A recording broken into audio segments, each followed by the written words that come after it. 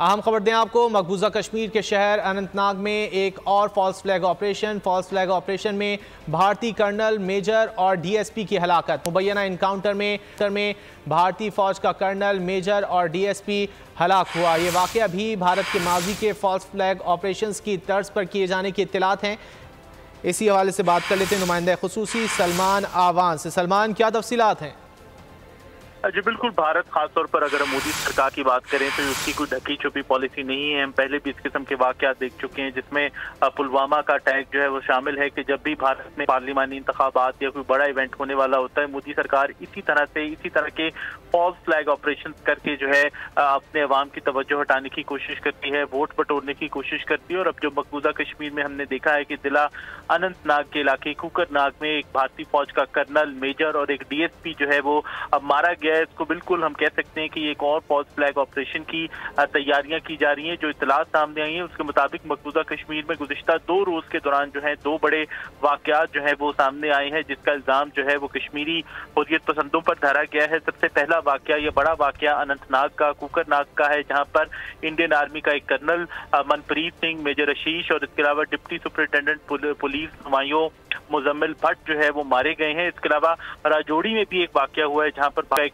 सिपाही जो है मारा गया है। लेकिन इसके साथ ही इसको हम कह सकते हैं कि जो इत्तलात सामने आ रही हैं और जो इसके पीछे सिनेरियो है वो जन्म लेता दिखाई दे रहा है, वो यही है कि भारत में जिस तरह से माजी के फॉल्स फ्लैग ऑपरेशंस किए गए हैं उसी तरह के वाकयात हैं और ऐसे झूठे ऑपरेशंस की जानिब गुज़िश्ता दिनों में मकबूजा कश्मीर के। ठीक है सलमान, साथ ही रहेगा, हमें ज्वाइन किया तजियाकार सैयद मोहम्मद अली ने। सैयद साहब, आप क्या समझते हैं, एक और फॉल्स फ्लैग ऑपरेशन की तैयारी की जा रही है, इस तरह का दिखाया जा रहा है भारत की जानिब से, इससे कबल भी इस तरह की कोशिशें की गई हैं? जी बिल्कुल, देखें, भारत की एक तवीलुल मियाद एक पॉलिसी रही है जिसके जरिए से वो जब भी कोई बड़ा ऑपरेशन करना चाहते हैं या दुनिया में एक तासुर या एक तस्वीराती बयानिया मुरतब करना चाहते हैं तो वो फॉल्स फ्लैग ऑपरेशन का सहारा लेते हैं। और ये पहला वाकया नहीं है। लेकिन जिस तरह आपने बताया भी अभी कि अनंतनाग में एक कर्नल, मेजर और डीएसपी की हलाकत की खबर है, राजौरी में भी कुछ हलाकतों की खबर है। लेकिन आप देखें, ये पिछले 20 साल के दौरान खुसूसन बीजेपी ने अपनी पॉलिसी साजी में फॉल्स फ्लैग को एक मेजर अहमियत दी है ताकि उसके लिए डोमेस्टिक पॉलिटिकल मकासद भी हासिल किए जाएं और एक बैनुल अक़वामी बयानिया भी मुरतब किया जाए जिसके जरिए से पाकिस्तान के खिलाफ, कश्मीरियों के खिलाफ, मुसलमानों और माइनॉरिटी के खिलाफ जो नफरत की पॉलिसी है उसको वोट्स में और पावर की कंसोलिडेशन में ट्रांसलेट किया जाए। मैं क्विकली आपको चंद वाकयात रिमाइंड कराता चलूं।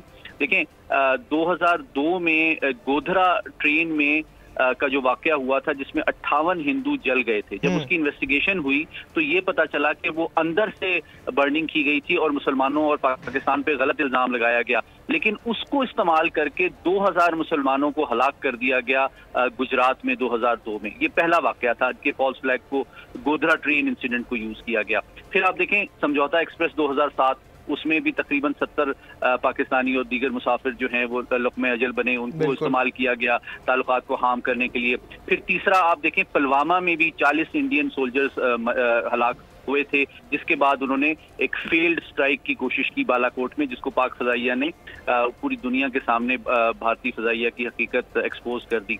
और फिर आप देखें, अब मणिपुर और हरियाणा से जो वाक़यात हो रहे हैं, मैं तो ये समझता हूँ कि जड़ावाला का जो वाक़या है उसकी भी गहरी तहकीक होनी चाहिए कि कहीं ये हमारे दुश्मनों की कोशिश तो नहीं है कि अपने हरकत और किरदार से दुनिया की तवज्जो हटाई जाए। तो अच्छा, मैं क्विकली बस बता देता हूँ कि देखें, इसके मकासद 4 हैं। इसका मकसद सिर्फ इलेक्शंस में वोट और एंटी मुस्लिम सेंटिमेंट को कैश करना नहीं है, ऑल्दो कि ये बड़ा इंपॉर्टेंट ऑब्जेक्टिव है। इसका दूसरा जो आइडियोलॉजिकल मकसद है, नजरियाती मकसद है, वो कश्मीरियों को, मुसलमानों को और इस्लाम को दहशतगर्द गर्दाना आइडियोलॉजिकली दुनिया के सामने।